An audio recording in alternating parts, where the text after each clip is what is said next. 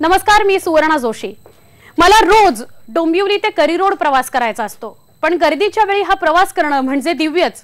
मला रोज 2 ट्रेन सोडाव्या लागतील की काय अशी परिस्थिती असते, पण ऑफिसला लेटमार्क लागू नये म्हणून मला समोर आलेली पहिलीच ट्रेन गर्दीने खचून जरी भरलेली असेल तरी पकडावीच लागते। फर्स्ट क्लासच्या त्या छोट्याशा डब्यामध्ये चढलं की छाती काय, पोट काय, पाठ काय सगळं दाबलं जातं। ओढणी कुठे, पर्स कुठे, आणि यातूनही आपण शांत राहिलो तर कधी पाय पायावर पडला म्हणून किंवा कधी कुणाला धक्का लागला म्हणून जोरात शिवी ऐकावी लागेल, सांगता येत नाही। हे मी एकटी नाही, आज ट्रेनने प्रवास करत असलेल्या सगळ्या महिलांची, मुलींची कहाणी आहे। आपण पाहणार आहोत IBN स्पेशल असुविधांची लोकल।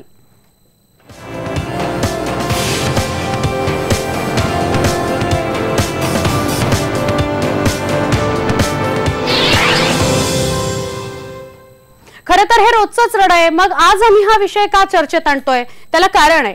मुंबईतल्या अनेक स्टेशन्सवर रेल्वे मंत्र्यांनी आज वायफायच्या सुविधेचं उद्घाटन केलं, मात्र रेल्वे प्रवाशांना अजूनही प्राथमिक सुविधा मिळत नाहीयेत।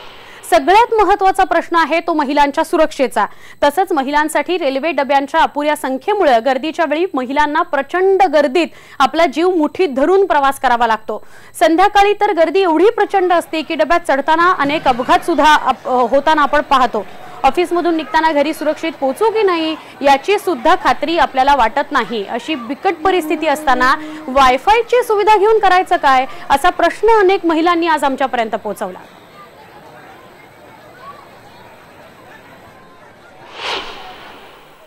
रेल्वे मंत्री सुरेश प्रभू यांनी आज जवळपास 8 स्टेशनवर वायफायचं उद्घाटन केलं, पण आता गरज कसली आहे आपल्याला?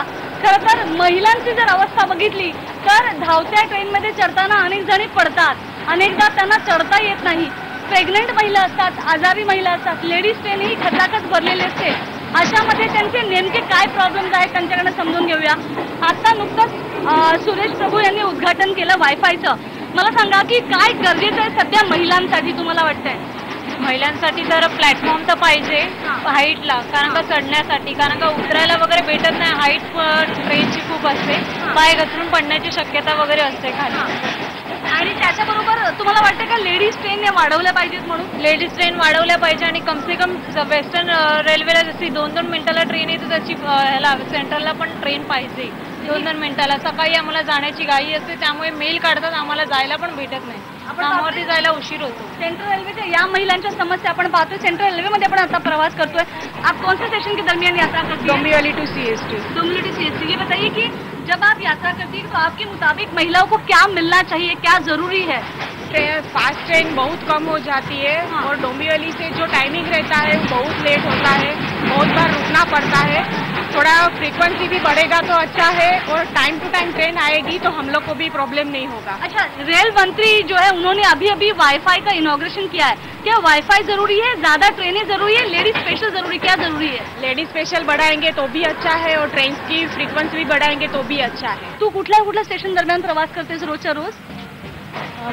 From Kalyan to CST। अच्छा, तुम बीइंग अ कॉलेज गोअर, तुम्हें अगर ट्रेन में यात्रा करनी है वाईफाई जरूरी है या ज्यादा ट्रेनें जरूरी है, लेडीज कंपार्टमेंट जरूरी है?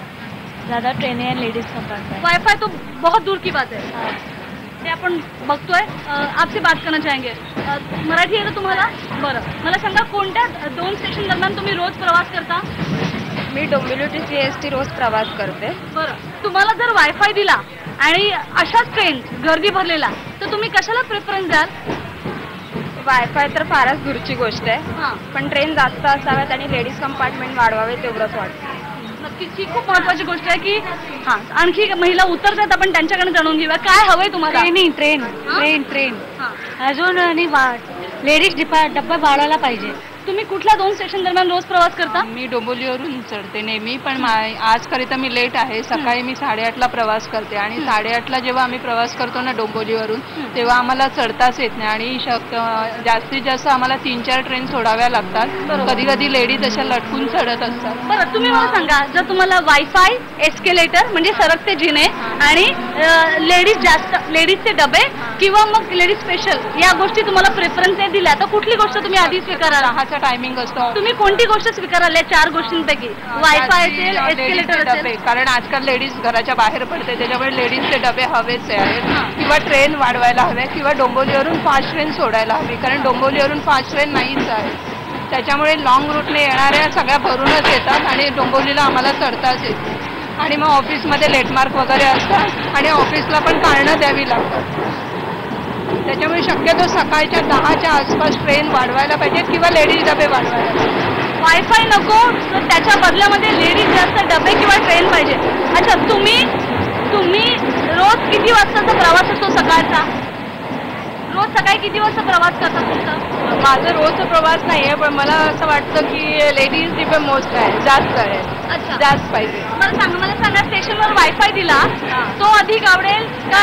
नाही, त्याचं काही यूज नाही, कारण लोक आता नेटपॅक वगैरे यूज करतात, पण त्यांना लेडीज स्पेशल, कारण मोस्टली लेडीज प्रवास करतात आणि घराबाहेर पडतात जसं त्यांनी सांगितलं, तर आपल्याला लेडीज डबा मस्त आहे. नक्कीच. आणखी काही महिलांना आपण खरं तर लांबलचक महिलांचा डबा जर आपण बघतोय, CST स्टेशन जवळ आहे, त्यामुळे त्याच्या कमी प्रमाणात महिला पण अनेक महिलांकडून आपण जाणून घेऊया की रोजचा त्यांचा प्रवास कुठून कुठून कसा कसा असतो. रोज तुमचा प्रवास कुठून कसा करता तुम्ही? भांडूप ते बिझी. अच्छा, रोज याच वेळेला ट्रेन पकडता की सकाळी लवकर? नाही, माझी दुपारचीच ड्युटी आहे, त्याच्यामुळे हाच. बरं, मग जेव्हा संध्याकाळी परत जाता तेव्हा किती गर्दी असते? संध्याकाळी माझं थोडं लेट आहे टायमिंग, त्याच्यामुळे मला विशेष मिळत नाही, पण 10ची ड्युटी खास मी या ट्रेनच्या याच्यासाठीच बदलली. अच्छा, ट्रेनमध्ये त्रास होतो? हो, भांडूपला चढताना फार त्रास होतो. फास्ट ट्रेन पण फार कमी आहेत सकाळच्या, त्याच्यामुळे भांडूपला अजिबात चढायला मिळत नाही, स्लो ट्रेनलाही चढायला मिळत नाही. त्याच कारणास्तव मी ड्युटी दुपारची केली. अच्छा, खरं तर तुम्ही गर्दीमुळे ड्युटी बदलली असं म्हणताय. तुम्हाला सुविधा द्यायचं असं ठरलं आणि तुम्हाला दिला वायफाय आणि महिलांचे डबे, काय स्वीकाराल तुम्ही? लेडीज डबे. लेडीज डबे किंवा मग लेडीज ट्रेन? नक्कीच. तुझ्याकडनं जाणून घ्यायचंय, तू रोजच्या रोज म्हणजे कोणत्या स्टेशनच्या दरम्यान प्रवास करतेस? मी दिवा ते ठाणा. अच्छा, दिवा ते ठाणा. पण दिव्याला पण म्हणजे रश असते, चढायला भेटत नाही. फर्स्ट क्लासचा पास करून पण उपयोग होत नाही आमचा, असं आहे. मग त्यामुळे सेकंड क्लासनेच गेलेलं बरं. नाही, सेकंड क्लासला तर अजिबात चढायला होत नाही. एक व्हिडिओ असं समोर आला ज्याच्यामध्ये खूप महिला आहेत आणि सगळ्या उड्या मारून चढतायत, तर उड्या मारून चढणं हे रोजचंच आहे ना? हो, ते रोजच असतं आणि त्याच्यात काही बदल नाही झाला इतक्या वर्षात. बरं, मग वायफायने तो बदल होईल वाटतंय? आणखी उड्या पडतील? सांगू नाही शकत. बरं, मला सांग की रोज सकाळी ट्रेनमध्ये चढणं तुझ्यासाठी किती मोठं दिव्य असतं? खूप रिस्की काम असतं बाबा. रिस्की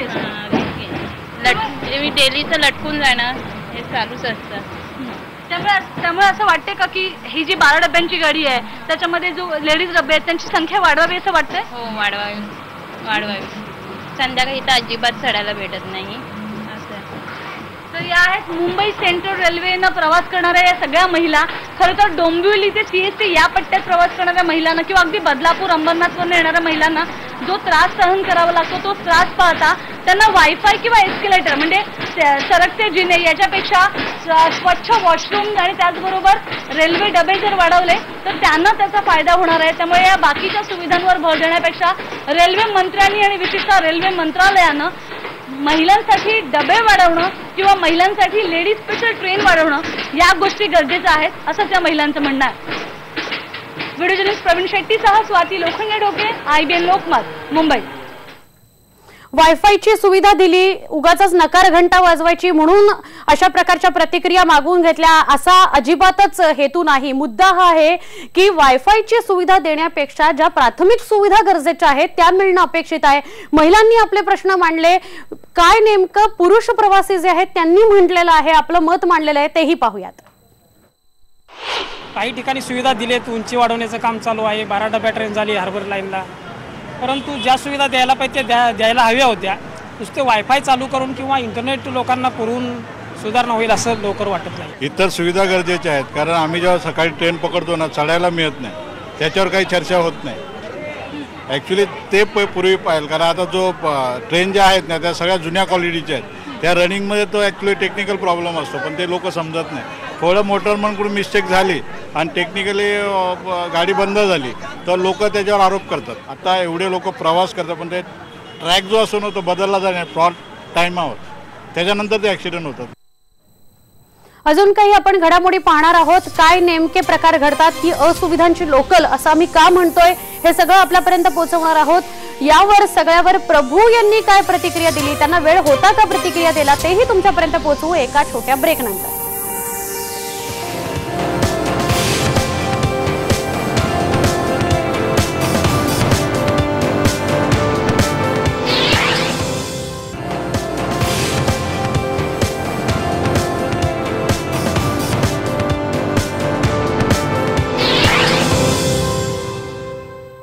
घरातून बाहेर पडल्यापासून ते ट्रेन पकडून ऑफिसला पोहोचेपर्यंत आणि संध्याकाळी ऑफिसमधून निघाल्यापासून ते घरी परतेपर्यंत महिलांचा कसा प्रवास होतो, कशा दिव्यातून जावं लागतं, पाहूयात.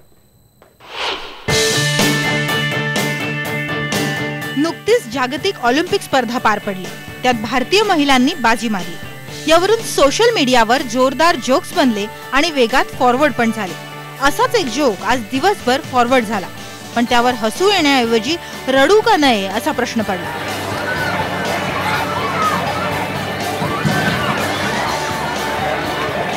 महिलांच्या या जीवघेण्या ढकलाढकलीला बघून कुणाला तरी ऑलिम्पिक मधल्या रेसलिंगची उपमा सुचली. मग महिला रेसलिंग का जिंकणार नाही असा तो जोक होता. पण खरंच हा विषय हसू येण्यासारखा आहे का? वय नाही की आजार नाही, कशाचीही तमा न बाळगता या महिला एकमेकींना ढकलत डब्यात चढण्याचा प्रयत्न करतात.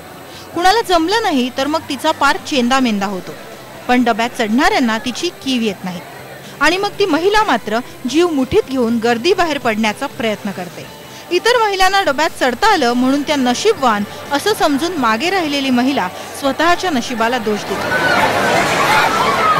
महिलांसाठी खूप कष्टाचे म्हणजे काही ट्रेनमध्ये काहीच नसतं, सुविधाच नसते आमच्यासाठी की आम्ही एवढ्या गर्दीतून नेहमी येतो. बायकांची म्हणजे ज्या सर्व्हिस करणाऱ्या बायका आहेत त्या लोकलला नेहमी त्या डब्यालाच असतात, डोरलाच. आम्हाला बसायलाही देत नाही, त्या चर्चगेटवरूनच बसून येतात. आम्हाला काही कसल्या सुविधा नाही आहेत. नेहमी मारामारी, विराट ट्रेनला तर नेहमी मारामारीच असते लेडीज डब्यामध्ये. तर त्याच्याबद्दल सरकारने काहीतरी थोडंसं घेतलं पाहिजे महिलांसाठी. बरं, डब्यात गेल्यावर समस्या सुटली असं जर तुम्हाला वाटत असेल तर मग जरा हा व्हिडिओ बघा.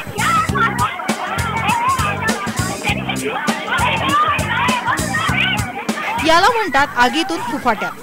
ट्रेन मध्ये चढलेल्यांच्या वाट्याला सुद्धा लाथा बुक्क्यांचा मार. इथं महिलांची ट्रेन आणि जागा ठरल्या आहेत. एखाद्या दिवशी दुसरी महिला तिथं बसली की मग सुरू होते मारामारी. सुरुवात शिव्या शापांनी होतो, पण अंत मात्र मारामारीत झाल्याशिवाय राहत नाही. कोणत्याही स्टेशनला जाल तर वॉशरूम इतके घाणेरडे असतात की तिथे दुरूनच इतका दुर्गंध येत असतो ना की पुढे जायची इच्छाच होत नाही.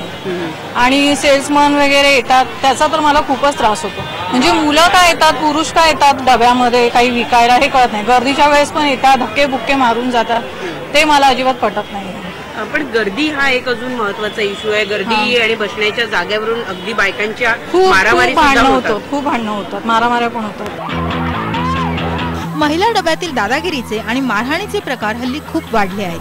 पूर्वी फारशी कारवाई होत नव्हती, पण अगदी काही दिवसांपूर्वी विरारला एका विद्यार्थिनीच्या तक्रारीवरून तिला मारहाण करणाऱ्या 4 महिलांना तुरुंगाची हवा खावी लागली. त्यामुळे आता तरी मारहाणीचं प्रमाण कमी होईल अशी अपेक्षा करायला हरकत नाही. पण या सगळ्या समस्यांचं मूळ काय तर गर्दी, जी कमी होण्याचं नाव घेत नाही. आणि दुसरीकडे महिलांचे डबेही वाढत नाहीत. आज मुंबईत महिला पुरुषांप्रमाणेच रोज कामानिमित्त घराबाहेर पडतात आणि त्या प्रमाणात त्यांना सुविधा मिळत नाहीत.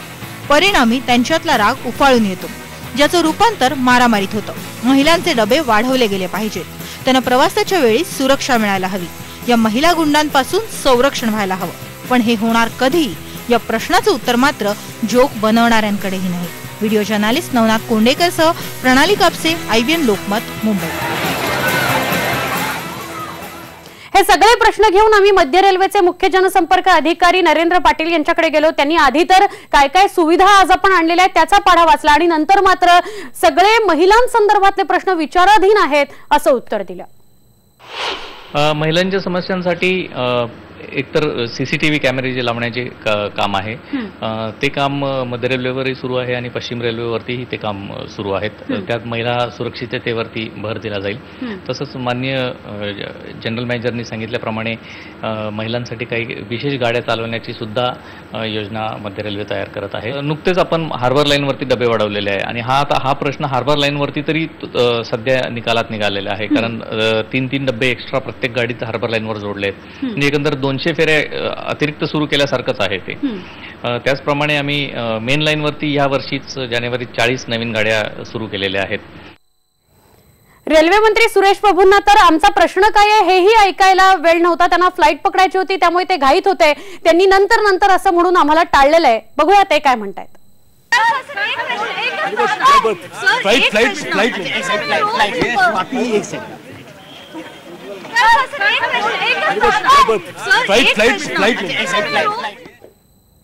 तर सगळं सांगून म्हणण्याचा किंवा आपल्यापर्यंत पोहोचवण्याचा खटाटोप हाच आहे की वायफायची सुविधा द्या, ती आम्ही वापरू, पण त्याच्या आधी प्राथमिक सुविधा अपेक्षित आहेत.